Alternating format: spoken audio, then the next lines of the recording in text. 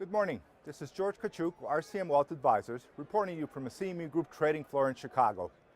Okay, so this week we're getting into the last week of August, and there's a few things going on in the equity markets.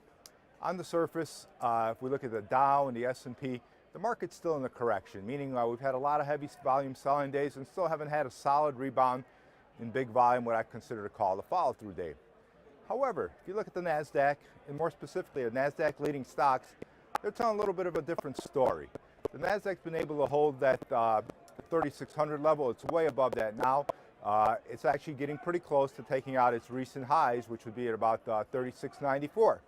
Now, if the Nasdaq can do that, then I'd say, okay, the correction's over. We're in a new uptrend. On the other hand, as many market technicians are worrying that this market will spill over and fall further to the downside.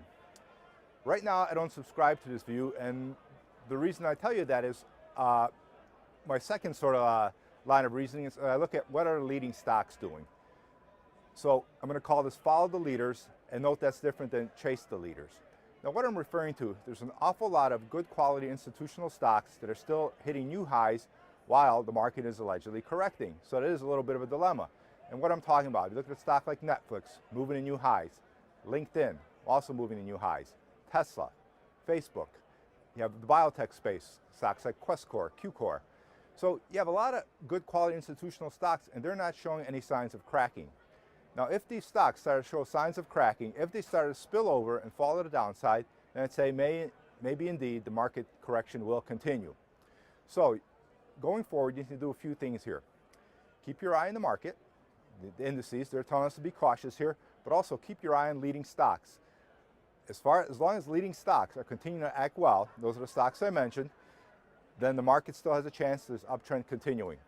Now, for full disclosure, you may say I'm talking position because I do own most of those stocks. I do not own Netflix, but I do own LinkedIn, Tesla, Facebook, Questcor, and I will add to these stocks as strategic positions. Now, I'm not going to chase them, but I'm going to follow the leaders, and that's what you should be thinking about this market going forward.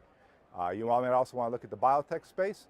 Some of those stocks got a little bit hit, but there's a lot of biotechs turning back up and going back to their old highs. So as always, let price and volume be your guide. This is George Tkaczuk with RCM Wealth Advisors, reporting you from the CME Group trading floor in Chicago. And good luck trading this last week in August. Thank you.